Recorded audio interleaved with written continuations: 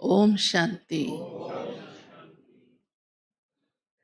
इस समय हमारी चढ़ती कला है। इसका गायन भक्ति में भी है। चढ़ती कला तेरे बहाने सर्व का भला। अब वो समय चढ़ती कला का कौन सा है? संगम युग। द्वापर और कलयुग में तो धीरे धीरे गिरते ही आए। सतयुग और त्रेता में ना चढ़े ना गिरे, लेकिन धीरे धीरे गिरे ही, हाँ, नीचे ही आए। जैसे सुबह से दोपहर और शाम और फिर रात होती है। लेकिन अब हमारी क्यों चढ़ती कला है? क्योंकि शिव बाबा आकर के हमें पावन बनाता है।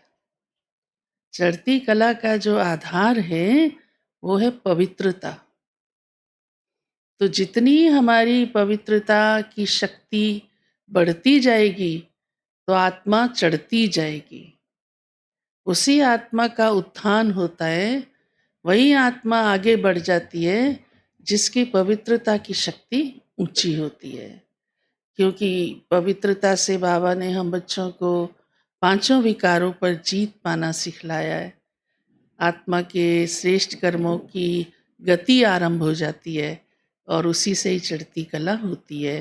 परंतु इसके लिए बाबा कौन सी बात एक कहते हैं, क्या जरूरी है, कैसे पवित्रता की धारणा अच्छी होती है। सिर्फ ब्रह्मचर्य ही नहीं, वो तो कोई बड़ी बात है ही नहीं। उसके लिए चाहिए वैराग्य। वैराग्य होगा तो सभी विकार धीरे धीरे भागते जाएंगे। इच्छाएं होती हैं माना तो वैराग्य नहीं है ना। हाँ,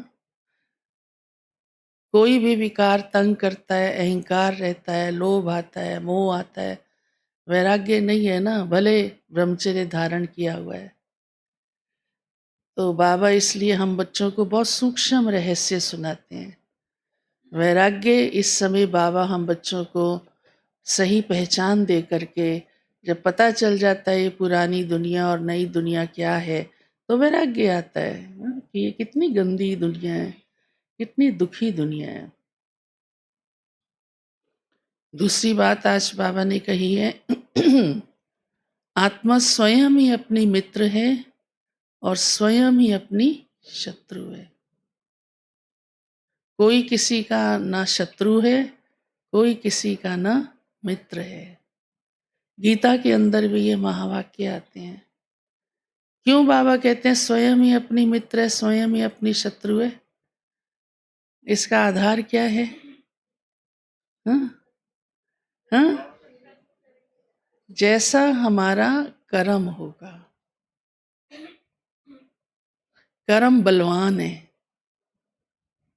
कोई कितनी भी शत्रुता करे, माना कहे नहीं नहीं मैं तो मित्र हूं, दूसरा शत्रु है मेरा, लेकिन अगर मेरा कर्म ठीक है तो उसकी शत्रुता असर ही नहीं दिखा सकती।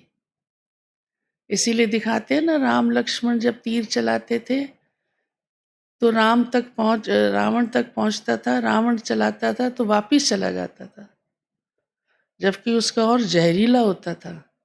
राम का और उसका ऑरा ही इतना अच्छा था अपना। महाभारत में भी दिखाते हैं ना, उसकी आत्मा की शक्ति इतनी अच्छी थी कि उस बुरी बात का प्रभाव ही नहीं होता था। इसलिए इन बातों से डरना नहीं है कि दूसरे के ऊपर के कारण मेरे साथ ऐसा है।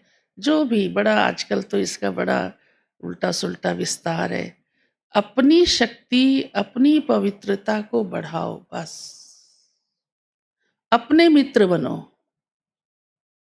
अपने मित्र माना स्वार्थ नहीं, अपने मित्र माना अपने शुभ चिंतक बनो। अपने कर्मों पर ध्यान दो। लौट के तो कर्म का ही फल आता है ना, आज या कल या कभी भी। ये है स्वयं मित्र बनना। नहीं ध्यान रखा तो स्वयं ही शत्रु बनना है। कोई क्या कर लेगा शत्रुता? प्रहलाद को हिरण्यकश्यप ने नीचे गिरा दिया था खाई में। हाँ, शत्रुता थी ना वो। फिर शत्रुता असर हुई? हुई? हाँ, कहानी तो मालूम है ना, वो बच गया, फिर भी बच गया। आज भी देखो कोई हादसे से कोई व्यक्ति बच जाता है तो क्या कहते हो?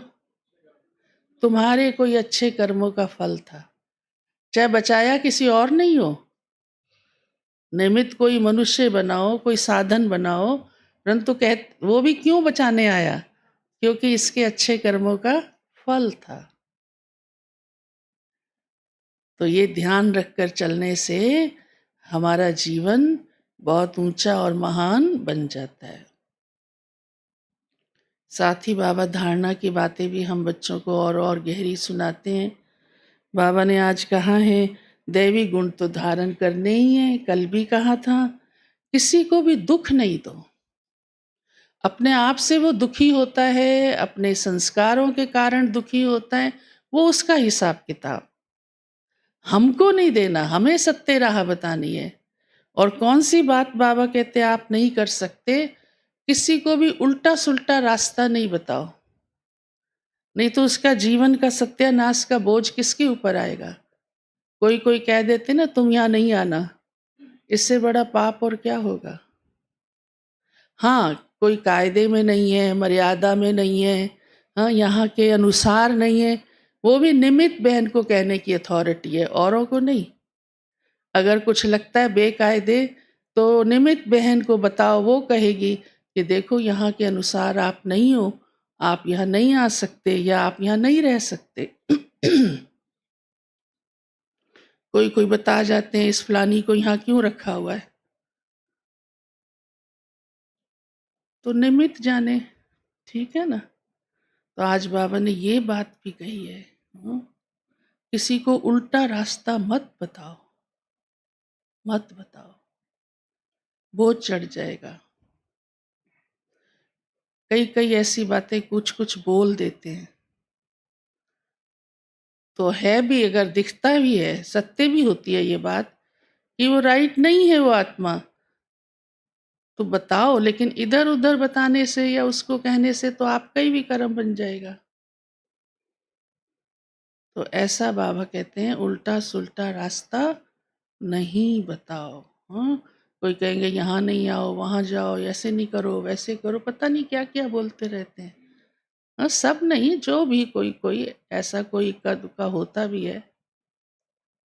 वैरायटी है ना बाबा के बच्चों की। दुनिया में भी बड़ी वैरायटी है ना। इतना बड़ा ब्राह्मण परिवार है, पहचान भी नहीं पाते हैं कई बार तो। बाबा ने इसलिए निमित्त बहनों को क्यों निमित्त बनाया है ना।